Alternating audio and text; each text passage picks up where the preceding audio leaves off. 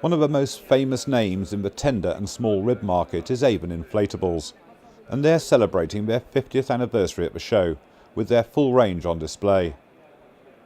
Avon are now owned by Zodiac, whose range was on display next door. They were introducing two new models in their cadet range of tenders, their first cabin rib, the Enzo, and a new model in the Medline range, the Medline 4. The Medline range is, the boat we have here is for the leisure market.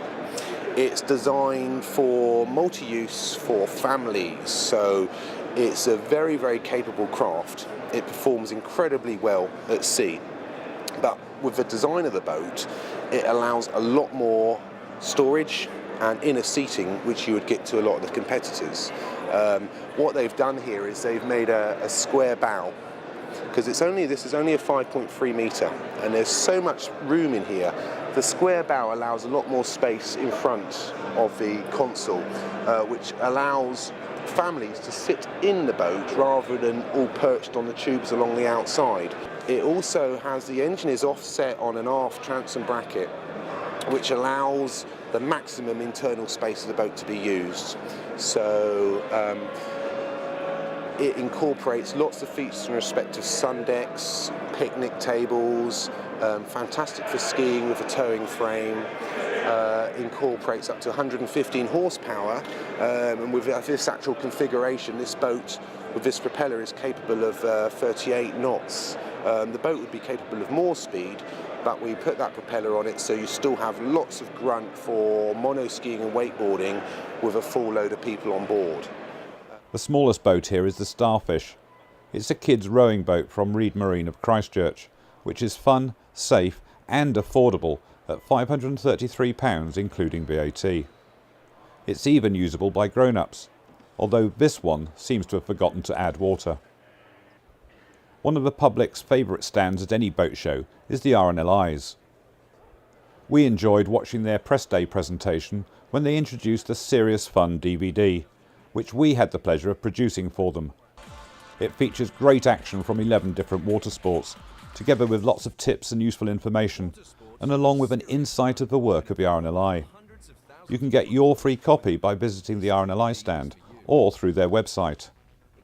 Also featured on press day was the presentation of the RNLI's Photographer of the Year award to Hannah Nutilla, volunteer crew member at Newquay Lifeboat Station in mid-Wales. Hannah's winning image shows the rescue of a 35-foot sailing yacht Galasma in a Force 9 severe gale. The award of RNLI Filmmaker of the Year went to Barry Perkins of the Plymouth crew for this short video. Alongside all the boats at the show, there's the usual stands devoted to equipment. We wanted to see what's new in the clothing market, and David O'Mahony, senior designer at Henry Lloyd, explained their latest developments. So what's new in clothing technology this year? We've got a range of new things coming from products engineering with a new Optivision hood system. We've also got a range of intelligent fabrics which adapt to the wearer's needs. So essentially, as you become hotter in the garments, they become more breathable. So you can wear the same garment across a wider range of climatic conditions and you maintain a comfort internal temperature. What sort of details are you talking about here? So on the hood in particular, the Optivision hood panels, we've incorporated the transparent TPU panel, which gives you wider peripheral vision. So normally when you're wearing a hood, it feels like you're wearing blinkers, which is why most racing sailors would prefer to wear a hat rather than wear a hood. This kind of gives you the benefits of a full hood, but also the benefits you'd have of wearing a hat where you've not got your peripheral vision blocked off. Over at Musto, they've launched the new HPX Ocean range, which features Gore's new microgrid backer technology. They say that this makes the new kit tougher, lighter, more comfortable and more breathable. Gill is showing their new KB2 range, aimed at inshore racers. It's improved on breathability and durability, and is designed to give full freedom of movement for inshore racing.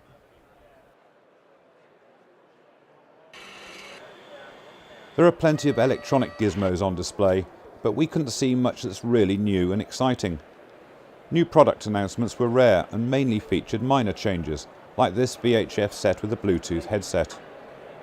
Things like floating waterproof handheld radios are a bit old hat now, and some of the advances in things like Navico's broadband radar may take a bit of selling to the mass market in these difficult economic times.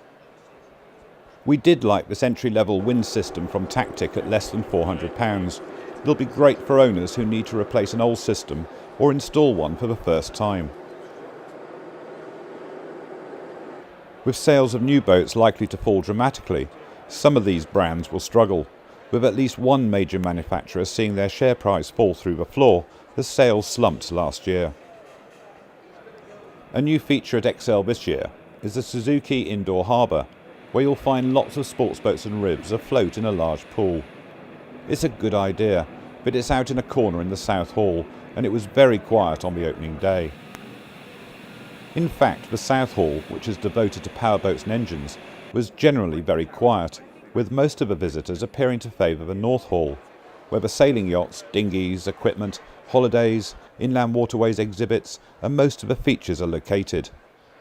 The Guinness stand is also in the North Hall, and that always attracts a good crowd. There are several features at this show, but in general they didn't impress us as much as in recent years. The classic boat feature is likely to be popular though, with a Cutty Sark restoration display, boat building demos, traditional boats, and even the opportunity to try getting into a traditional sailor's hammock. The deck games area wasn't attracting people on the first day, apart from the radio control sailing, which is always a popular draw. But if you fancy trying out a kayak or canoeing, competing on rowing machines, or the winching contest, then this is a place to head for. Outside, on the dock, is the marina, which has less boats in it than in previous years, although HMS Westminster, the Royal Naval warship, is likely to attract the visitors. But with temperatures hovering around zero when we were there, the crowds aren't likely to hang about out here, and you'd have to be a very keen buyer indeed to spend much time exploring the boats afloat. The show runs until Sunday 18th of January and costs £20 for an adult, with free entry for accompanied kids under 15.